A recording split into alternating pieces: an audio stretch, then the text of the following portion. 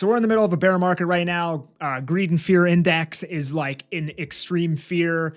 People are miserable. People are depressed right now. People are stretched thin. People are broke. And pretty much every piece of news that has come out for the last 2 months has been overbearingly negative. So I want to take this opportunity during the bear market to kind of show you some things that are maybe not being talked about enough, maybe kind of being swept under the rug, with the first one being here that Bob Rennie says he's working with Mark Carney to use CMHC to finance pre-sales to foreigners. So as you guys know, right now, foreign buyers are banned. And a large part, maybe not a large part, but part of Vancouver real estate prices being inflated back in 2016 were because of foreign buyers. And I think that's pretty obvious when the price of detached homes literally hasn't surpassed its high from 2016, and the price of Vancouver condos hasn't eclipsed its 2018 high.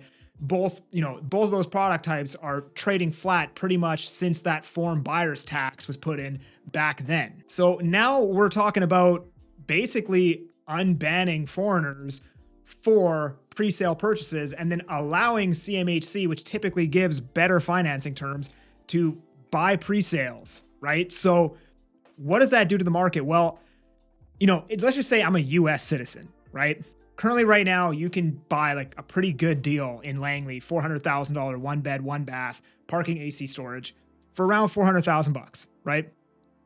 If I'm a US citizen, after the conversion, I'm paying $280,000 for that condo.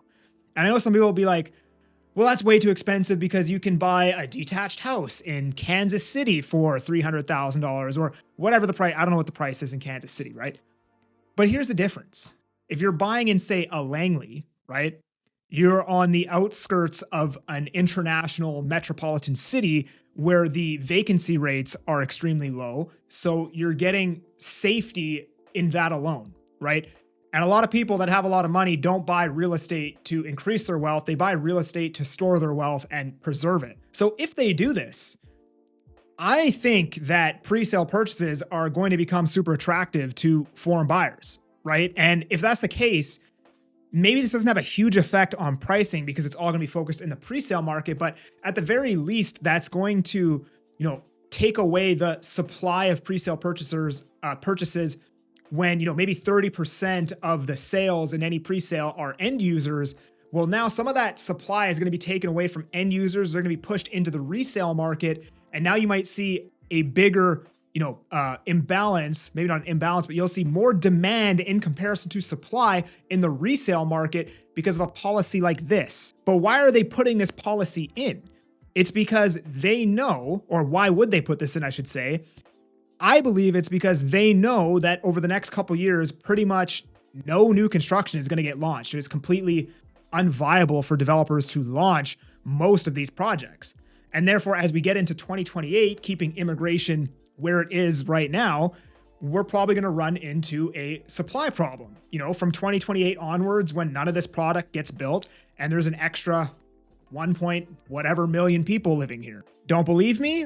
Well, you have now both the conservative party talking about getting rid of GST on new home purchases, and apparently you have the Liberal Party now talking about this, right? Mark Carney swipes Tory policy on GST cuts. So Liberal leadership contender Mark Carney has endorsed a conservative proposal to remove GST charges on new residential construction. So both, no matter who's getting in, whether it's the Liberals or the Conservatives, apparently both of them want to get rid of GST on new housing. Again, why are they doing that? Because they want to get new housing built because they know that it's going to be very hard to get new housing built over the next couple of years. Now, let's just say you have a new construction condo that's $500,000 today plus GST. The consumer's paying $500,000 plus GST. Let's say resale, that unit is $485,000, $490,000, right? So what people are worried about is that $25,000 in savings that the consumer doesn't have to pay, the developer is just going to increase the price of their unit by $25,000, and all of that money is going to go to the developer. And what I think is going to happen is probably going to be somewhere in the middle. I think that yes, the developer is going to increase their margin a little bit and take a bit extra. But at the same time, I also think that the developer probably won't be able to charge the full 5% because right now you can buy, like, let's just say, a consumer buys this unit for 500K plus GST today. Most consumers still look at that as I'm paying 500K. So I'm only paying 10 grand more than resale value. In reality, they're paying like $30,000 more after you factor in GST, right? But if the price is now just $525,000 flat, well, it's going to be hard to convince a consumer to pay $525 flat when the resale is like $485. This is just my thought process, and I could be wrong. I think what would likely happen is the developer increases their price by like 10 grand, 12 grand, and then the other 12 grand of that GST or the other 10 grand of that GST actually does get passed down to the consumer. Because I don't think the market is going to be willing to pay. Because think about it this way, if you can't launch new product right now under the current circumstances, well then why would this product suddenly be viable just because you're paying the same amount of money? It's just being structured a different way. No, the price would have to come down to make those projects viable so consumers can buy them and developers can make more money at lower prices. And then, you know what I'm saying? So I think that you would actually have, the price come down probably an extra 10. I think it'd get cut in half. Half would go to the consumer and half would go to the developer. That's my guess. Could be completely wrong. Now, we have some promising policies coming out. These two, I mean, maybe you hate foreign buyers. Again, it's going to help get homes built, I think, if they end up doing this. But on top of all of this, we had our first rate cut in May of last year. And they say it takes about 18 months for interest rate cuts to trickle through the economy. So as we get into 2026, we will actually start to feel the effects of these interest rate cuts. People will start paying down debt. People might have savings again. And now as we go into the back end of the year currently, I personally think, and I've been pretty vocal about this for a long time, that interest rates are going to come down harder and faster. And I think by the summertime, we are probably going to have much lower interest rates than we have right now. So over the next couple of years, we have some promising policies coming into the housing market. We have, a supply crunch most likely by 2028. And we have lower interest rates coming. And then in the next, 8 months, we're going to start feeling the overall effects of these lower interest rate cuts. So although everything is terribly negative right now, no matter where you look, and we are in peak fear by pretty much every single metric, I actually think that if you are buying real estate right now, it may very well end up being an absolutely amazing time to buy.